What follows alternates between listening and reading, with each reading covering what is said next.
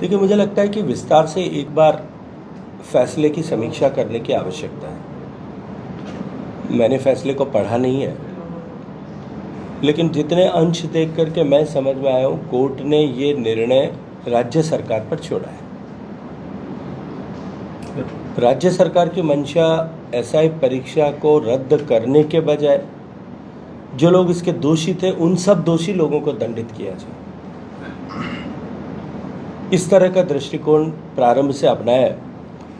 क्योंकि सैकड़ों लोग ऐसे हैं जो कई नौकरियां छोड़ करके अपनी ज़िंदगी को दांव पे लगा करके यहाँ आए हैं, ट्रेनिंग किया है, 3-3, 4-4 साल उन्होंने नौकरी कर लिया।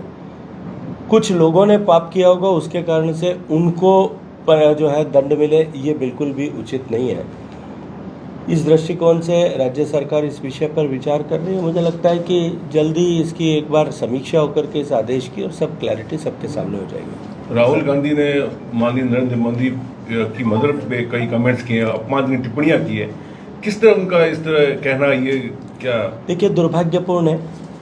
माँ चाहे किसी की भी हो, सबके लिए आदरणीय होना चाहिए।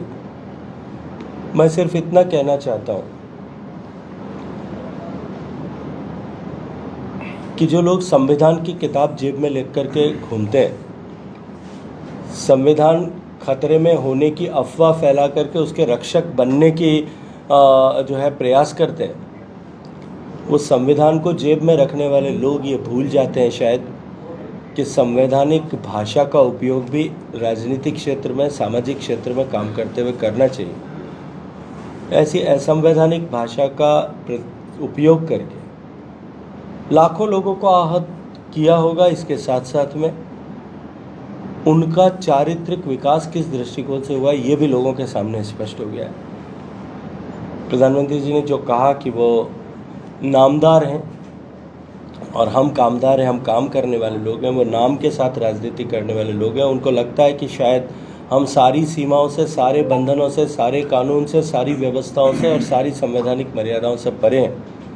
उनको उनका मुबारक, भगवान उनको सद्बुद्धि देगा और हम सब मिलकर के लगातार देश के को विकसित करने की दिशा का जो प्रयाण है उस पर हम चलते रहें। बस इतनी ही हमारी अपेक्षा और संकल्प है। बीते दिनों एक डिबेट में करोड़ी लाल मीणा और हनुमान रेणीवाल ने यहाँ तक कह दिया कि राज्यसभा चुनाव में खुलेआम पैसे चले थे, पैसों का लेन देन हुआ था। क्या लगता है? मुझे लगता है किसी दो व्यक्तियों की निजी बातचीत और उनके बीच में जिस तरह का भी व्यवहार होगा उस पर टिप्पणी करने की मुझे न आवश्यकता है, न प्रासंगिकता है और न मैं उसकी कोई ज़रूरत समझता हूँ। क्या लगता है राज्यसभा चुनाव में ऐसा होता है?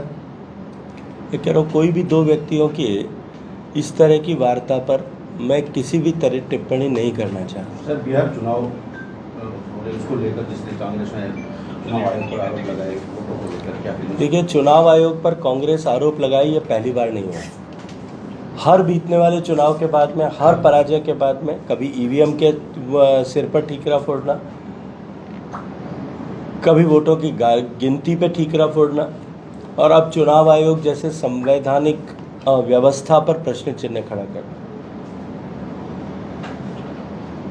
संवैधानिक संस्थाओं को इस तरह से कमजोर करने का एक सुनियोजित रास्ता जो कांग्रेस पार्टी और कांग्रेस पार्टी के नेताओं ने और इंडी गठबंधन के लोगों ने अपनाया है, जो निश्चित तौर पर आने वाले समय में देश के लिए दुर्भाग्य का कारक बनेगा।